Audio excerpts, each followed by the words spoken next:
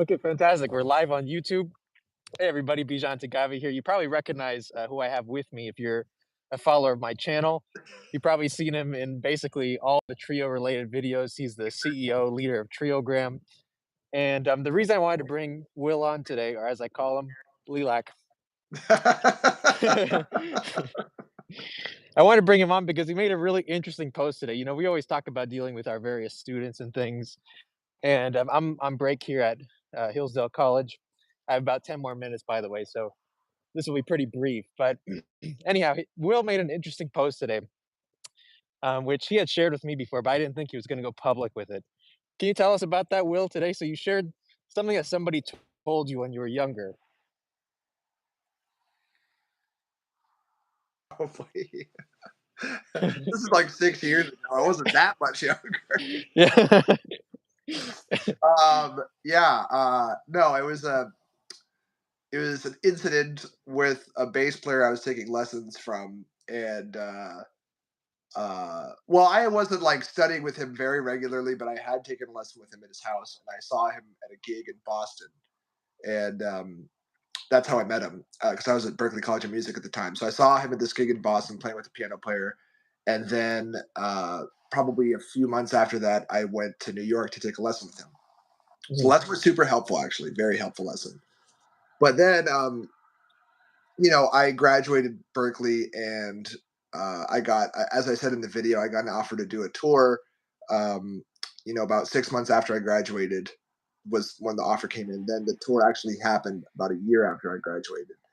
Mhm. And I did the tour in Japan. It was super fun. It's a great band, and it was like my first experience really playing internationally. And and then I came back and I saw this bass player who I still look up to him because he's a fantastic player. But Right, of course. I saw him play with another pianist in LA, and he told me to, they finished the set, and he said to me, "Oh man, come backstage," and I was like, okay. So I followed him back, and I hadn't prepared anything. I didn't think I was going to play.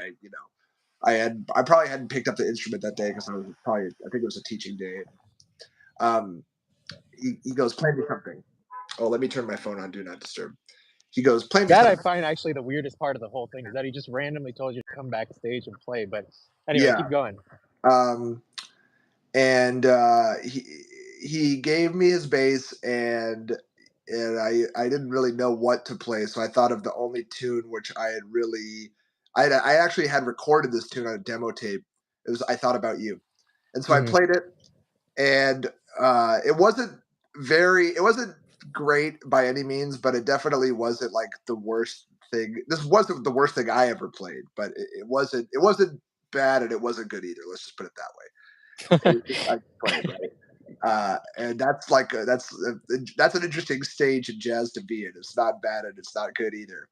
Right. Um, so after I was done, he said he took a second and he said to me, "Yeah, man, yeah.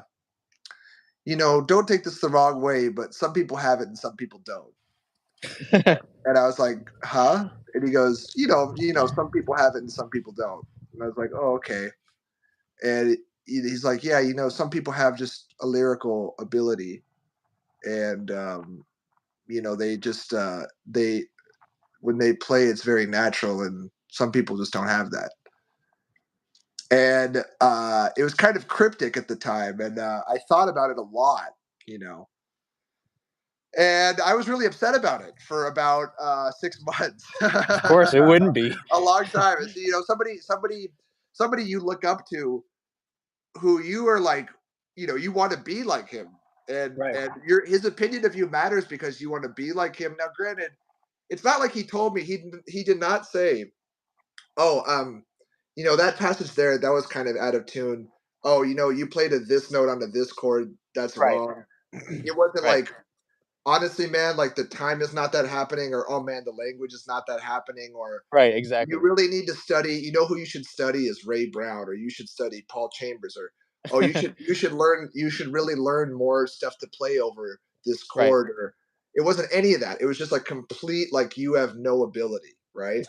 And and that was upsetting, but I also was like, "You know what? I mean, I'll try to get to what he means by being lyrical." So I started that, and that Uh-huh. actually made me practice a lot. And I started studying a lot of Kenny Barron solos. I studied this bass player Neil Swainson. I got way more into arco soloing, Paul Chambers arco soloing. I got into all Uh-huh. of Ray's bass lines. I mean, I was already into that stuff, but I pivoted more towards being more soloistic and really developing how to connect bebop like in a true Right, authentic way. And people, I right. mean, I don't want to get into like what people have said about that in my but it is something that You've been well, getting quite the some people reaction today. some people know me for doing that. Some people know me Right, for playing lots of bebop. So so anyway, I saw him. He called me about. I made a post about it another time because I played with this jazz group. I played actually in Jack LaSure's band with Smitty was on drums. Your buddy right. Marvin. My favorite, my buddy And Marvin. I Yeah. made a post. I made a post after we did vibrato, and I mentioned I alluded to that, right? That Uh-huh. somebody told me this. That this I didn't use his name, by the way, and I still Right, refuse. Will not tell anybody. Uh, uh, so don't ask me if you see me on the right. street. No. You're not gonna know. Uh, uh, and I alluded to it in the post, but I was just like, you know what? Somebody told me that I don't have it, and but I'm working on it, and like I was just like, it was like, yeah, like I'm getting better. I was excited. Right. Then he called me out of the blue. He said, "Will, it got back to me that I said this." Oh, really? I didn't even know Yeah, this part. yeah, I got back to me that I said this to you, and I just was really sleep deprived that week, and I didn't mean it like that, and I Yeah, too late. and The it's like, damage has well, already been done. okay, I mean, you didn't mean it like that. You were sleep deprived, but you cannot you first of all, you asked me to play for you, right?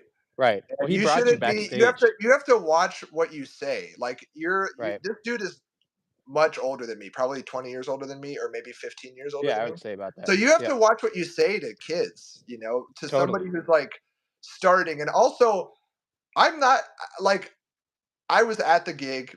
I had seen him at the other gig. I told him about my tour before. So I'm not like some slacker. I'm not like somebody who like does not practice, and doesn't care. Like I do care. And even if I don't have ability, I'd like you to maybe help me. That's why I'm going Yeah. to. Anyway, so he apologized and I forgave him for it. It was cool. And then funny enough, later I was doing my Juilliard auditions and MSM auditions and I saw him playing in New York. And he saw me walk in the door and he goes, "Oh man, Will, do you still talk to me?" And we kind of laughed about it. Oh, And that's since funny. then he's been cool. I've seen him around, and but people are misunderstanding this. They think that this post is about me being upset about this guy. And I Right, did a right, follow right, up post. I did a follow up post, and I was like, look, that was not my point. My point was not to be upset when somebody says this to you or to feel sorry for yourself. The point is that you have to take comments like that. And you have to put in the work to where if somebody hears you, they can't deny your ability. They can't. right, Like you right. actually like a great bassist who is a fantastic teacher, Rufus Reed, put it like this. He's like, "You got to completely obliterate me," and that's what I think. I think people should, you got to get your playing up to where it leaves an impression, and you can Right. do that. There are lots of ways to do that, right? But anyway, so it's all good. I made the video for people to, and the other point was, even though he had an opinion, and even though somebody who's a musician would respect his opinion, you can't let that opinion affect what you're going to do, and you can't let somebody dictate your future, meaning tell you whether or not you have ability, because first Well, of all, they don't know, and you don't know unless you right, put the work, unless you go for it. So right, that, totally. you know what I mean? Well, here's my whole thing about it is, like if a student comes to me, like a new prospect or a new student comes to me is seeking like advice on their playing or something, I view that as like a very sacred responsibility. I mean, it's not the same as like trusting a doctor with your open heart surgery or something. It's pretty close. So, so, you know, so that's a really, especially like you said, that age too, because that's where people are, what's the word? Is impressionable the right Impressionable, yeah. word? I think is what I'm looking for. Yeah. That's the age where people are really impressionable upon what you say.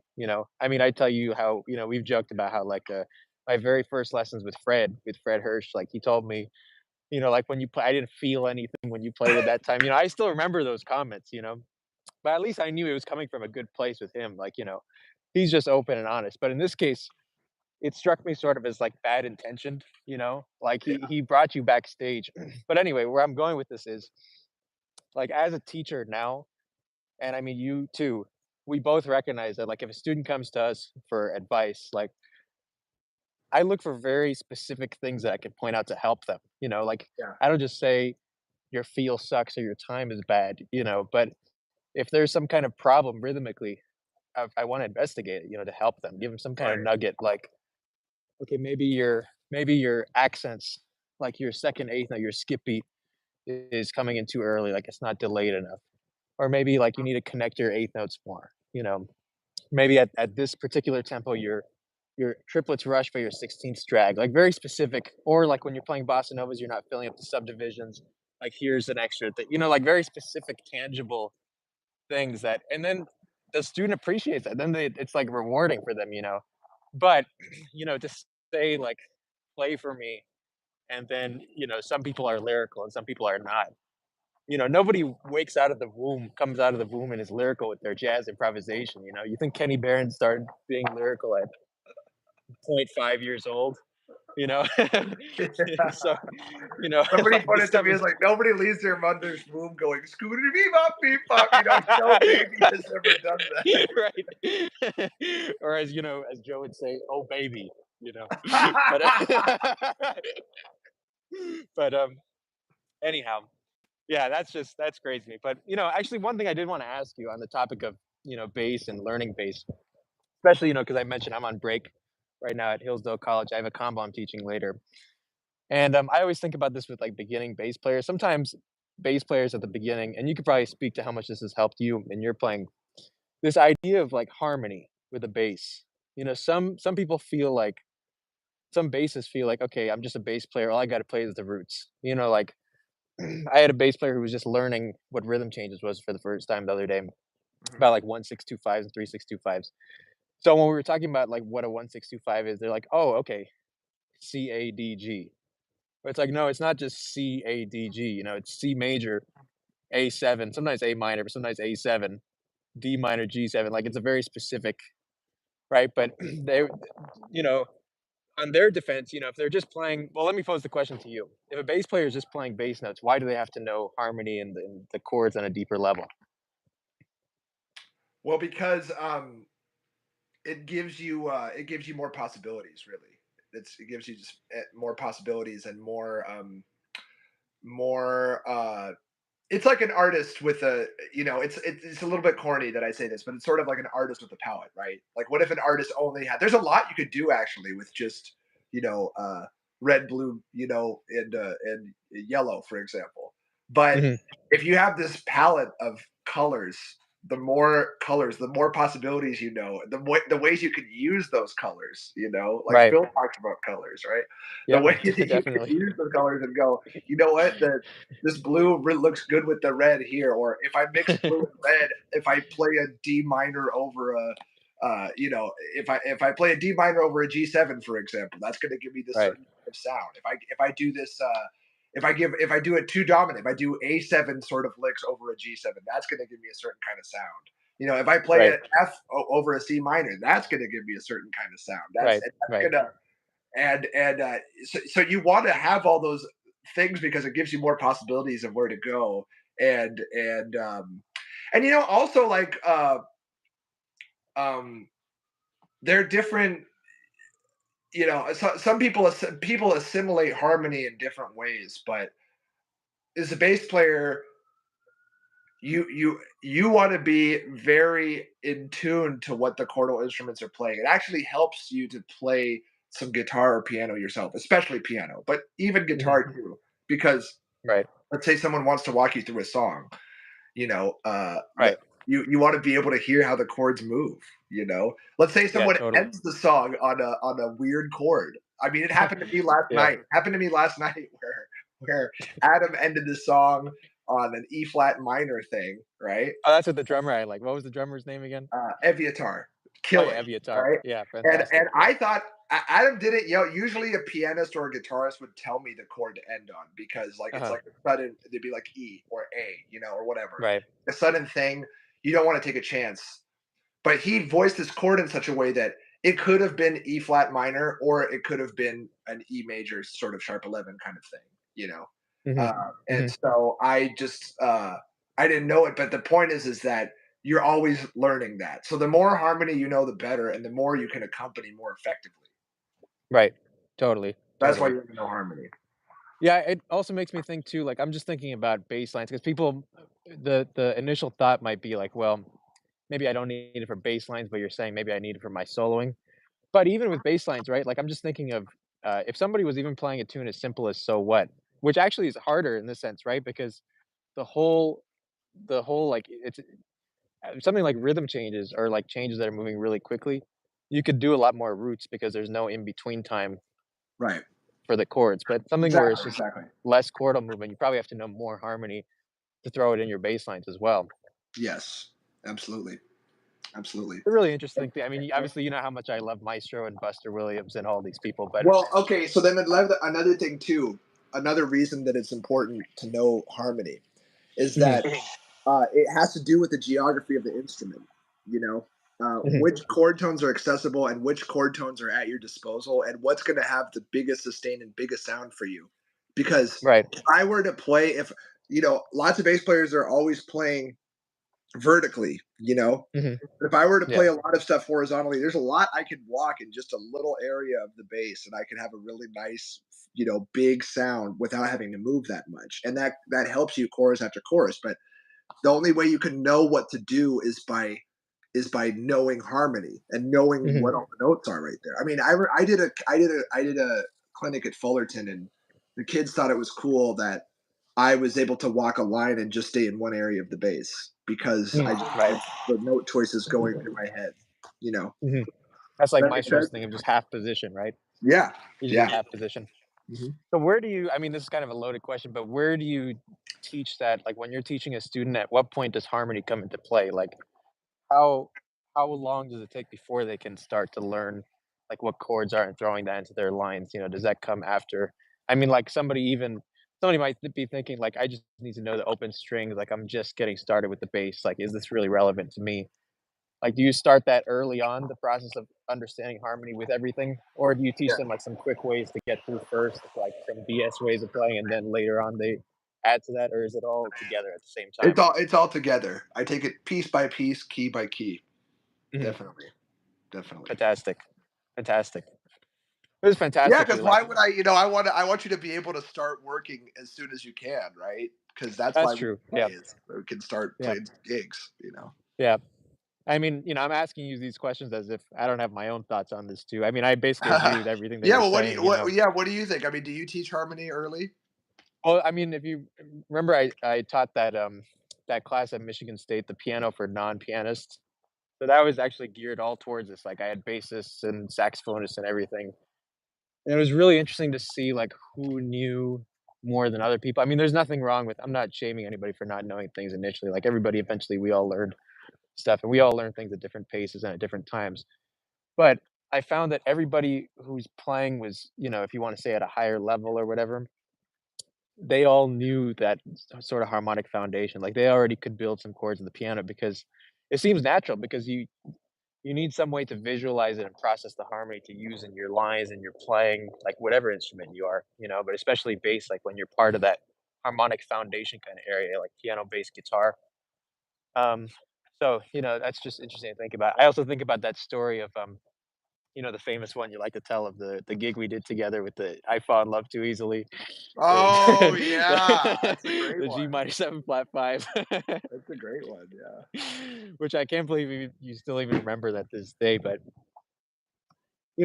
I think things like that stand out though, so, I mean, that's why it's amazing to me, like, it hasn't even been that long since that moment, and then all of a sudden now, like, all the intricate harmonies, like, as if you're a pianist kinda situation. Oh, thank you. So I imagine you could probably speak to that of how important that has been for you in, like, your development. Like, do you feel like your playing is growing, like, with the more harmony that you know? Absolutely, absolutely, and I'm still learning stuff. I'm And still what taught you the figuring most out. about it? Was it the Kenny Barron? Because I know you did a lot of Kenny Barron transcriptions. Was it from that that you learned harmony, or was it like you just No, sat down and sort of a lot of dissected it. it more? Or Well, a lot of it was transcribing, and a lot of it was studying bass lines, but then a lot of it was learning through this piano player named Mikan Zlakovic, who is in oh, Mikan, yeah, in San Diego, right? and Yeah. he just kicked my ass on every gig because another reason I'll tell you, I was talking about knowing some chordal instrument too earlier on. If you're a bass player, he would just start playing tunes on the gig, and he wouldn't tell me what the song was. He wouldn't even tell me what key or anything. I had to Uh, hear it, and right. because of that, and then when he played something I knew, he would play different chord changes every single chorus, and I would have to get them. Like Right. he'd like whip out a half step 2/5 somewhere. He'd put the sharp four somewhere, and it was always slick. It was never like really forced. It was just natural jazz Right. changes, And we do that on the street in New York, even when people are busking on the street. We do that to each other. When we Mhm. do smalls, we do that to each other. We did that Yep. last night on the gig. Adam has Yep. his changes. He's like, he told me, "Oh, might as well be string. When you get to the B flat chord that's in the last A, I like to go to A7 then after that instead of the B half diminished thing." So I Uh-huh. had to remember that. So yeah, That's the it's opposite basically. of your, "Here's that rainy day," by the way. You're the other way on "Here's that rainy day." But anyway, keep going. No, yeah. So it's definitely the idea of harmony has been situational on the gig, and my ears have grown to develop and be able to incorporate people's changes. And then Mhm. it's also just been from listening to records, and then yeah, figuring out when you hear when you hear a sound that you can't identify, and it doesn't Yep. sound like chromatic or abstract playing, it sounds like something that you've heard other people play. If you've my thing is this, like if you hear a lick that you hear people play, two or three times and it's different players playing it, you should probably know what that is. Like go figure it out. Right, Like that's go true. like That is like very oh, true. I hear a what is that? What are those notes? Right. And how can I put it in this key? And how can I put it in that key? And it's gonna give you all these possibilities, and you'll see this connective thread of the jazz tissue, because then you have people like Woody Shaw who like totally stretch it, and Mhm. they are already so grounded in all of that. So when they play, they're doing new shit. They're doing stuff that's maybe a tritone away or a half step up or a half step below, and it sounds really slick and out, but it's not that intricate. But yeah, so it's definitely just been from being in situations, practicing some piano to a degree, and listening to tons of records and figuring out what people are doing. Yeah. Mhm. Fantastic. Well, excellently, like, I gotta get back to my teaching here, but, I'll drop your, contact if anybody wants to study with Will. I can't recommend a better person to study bass with. I'll put his info in the, description in the comments below. As far as, like, knowing your shit, I don't know if this will get blocked because 'cause I'm cursing now on, YouTube here, but, as far as knowing your stuff, really knowing your harmony, knowing the instrument, and I've seen him where we've done master classes and workshops together, and, I've seen his comments always make such a huge difference in everybody's playing, so, you'd be well off to study with him. So I'll leave his info down below. Anything you wanna say about your monumental post today before we sign off here? Yeah, follow me on IG, W Lyle. It's at W Lyle Lyle bass, BASS. Just at W Lyle bass. Hit me up. Let's get to work. Bijan, thank you so much. I'll talk to you soon. Excellent. Fantastic. I'll call you later, Lilac. Thank you, Thanks, buddy. everybody. We'll see you all.